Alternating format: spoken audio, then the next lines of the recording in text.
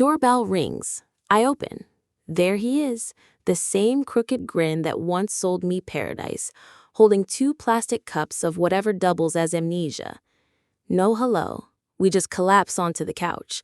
First sip tastes like exoneration, second like indictment. Within minutes, the room softens, edges blur, generals retreat. Spreadsheets? Gone.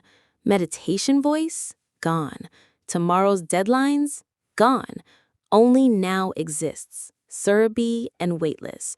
We talk in half sentences, laughter detonating like cheap fireworks. Another drink. Memory tapes skip. I lose chunks of time like radio signals in a tunnel. At some point, we're on the fire escape, city lights smearing like wet paint. He asks if I ever think about the past. I say the past is a foreign country with closed borders. He smirks. Tourists always sneak in. Kiss lands before I can duck. Menthol and nostalgia.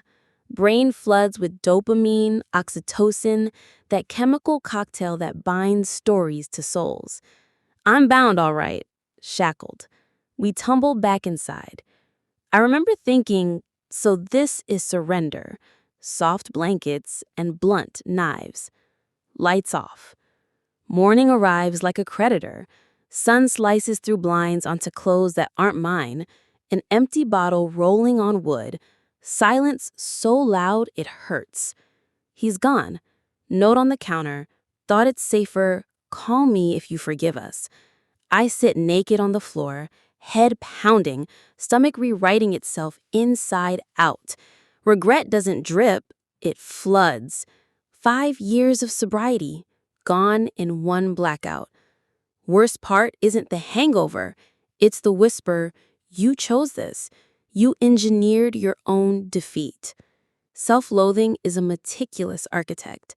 I spent that day on bathroom tiles, phone in airplane mode, counting grout lines like rosary beads. Every retch felt like penance, every shiver, evidence. Emotional regulation research wasn't abstract anymore. Stress bulldozed my prefrontal control exactly like the journal said.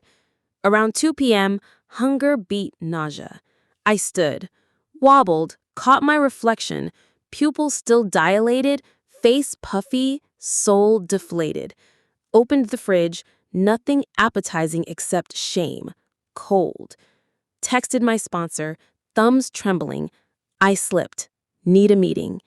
3 dots blinked. Then, room 203, 7 p.m., bring honesty. I cried, ugly, heaving, snotty. Not because I feared judgment, I craved it. Afternoon crawled.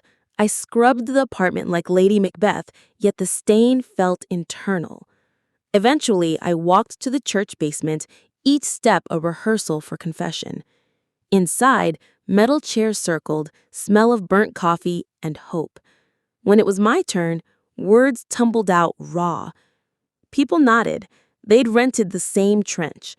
One woman said, relapse isn't failure, it's data. That landed. The meeting ended with the serenity prayer, but I mouthed please instead of accept. Outside, dusk smelled of wet pavement and renewal. I didn't feel fixed, felt porous, cracked, but also accountable. Research says public commitment reboots self-control by engaging social monitoring.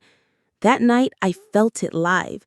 I walked home slower, lighter, still aching, yet electrically alive, like a bone re-breaking to set properly.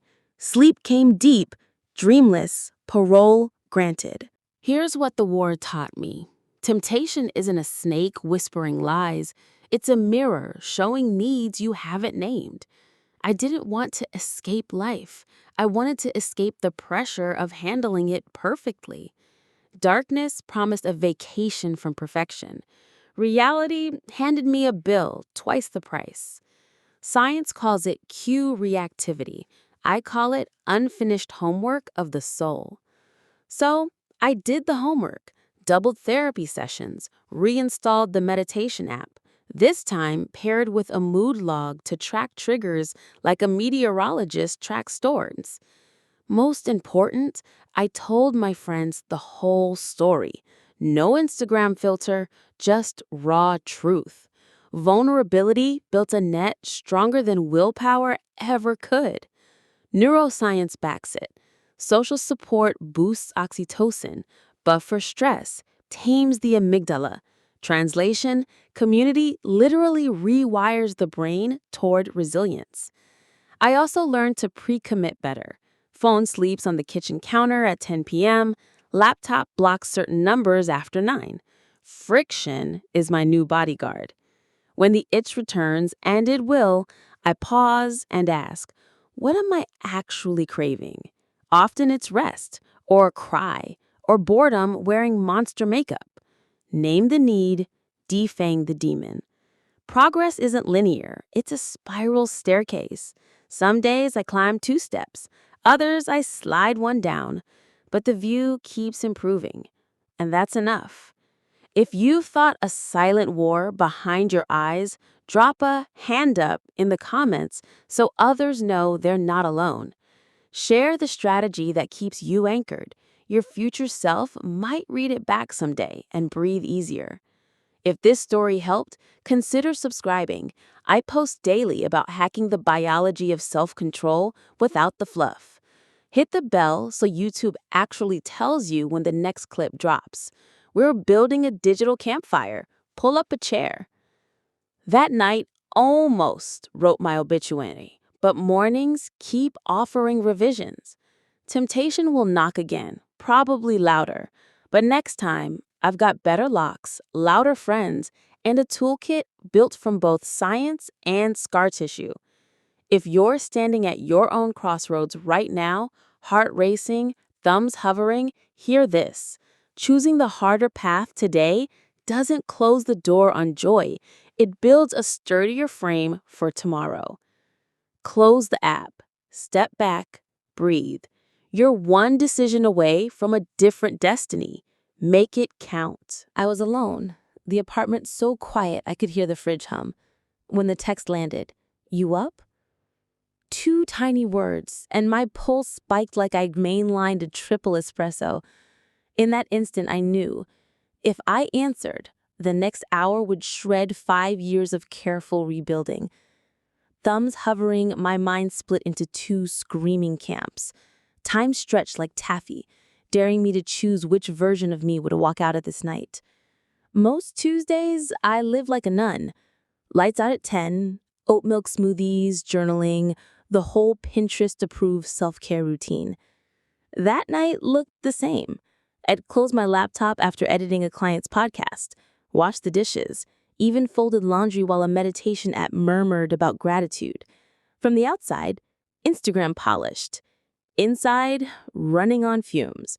A brutal week of deadlines had sanded my willpower down to nothing, and my phone knew it. Algorithms are predators. They can smell stress hormones from a mile away. So when the message arrived, number deleted years ago, yet still tattooed in my hippocampus, my chest went hot. The rational part of my brain, the one that had rehearsed polite boundaries, felt like it was drowning. The emotional child inside me grabbed the wheel and floored it.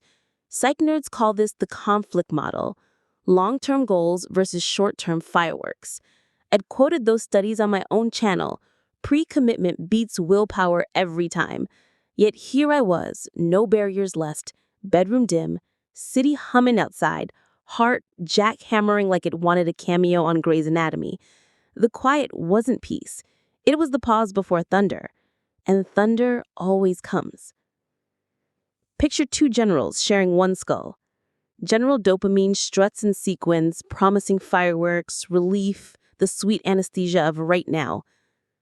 General Prefrontal wears a pressed uniform, clutching spreadsheets of rent, sanity, and friendships I'd lose if I relapsed. Round 1, dopamine purrs. Girl, you've been good for 5 years. One slip won't kill you. I swallow. My thumbs move on their own. Yeah, I'm up. Send. The apartment shrinks, feels conspiratorial.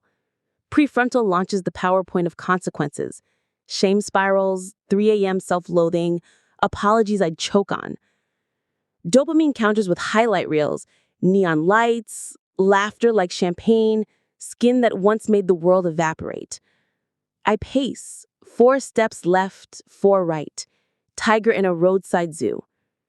Research flashes, environmental cues hijack the limbic system, genes load the gun, context pulls the trigger. Tonight the barrel's loaded. I open the fridge not for food, but for cold air on my face. Nope. I eye the door. Think about walking to the river? Midnight City feels like a stage set waiting for bad decisions. Phone buzzes again. On my way. Now it's a screaming parliament in my head. Shame raises a hand. You already replied. Damage done. Might as well take the thrill. Hope yells, damage isn't destiny. Bail now. Chest tightens, vision tunnels. Studies say willpower is a gas tank and mine's on E. I fling the phone onto the bed, run to the bathroom, splash water, stare in the mirror. Eyes red, jaw clenched. I look like a woman I swore I'd never be again. But the future doorbell is already echoing. Tick, tock.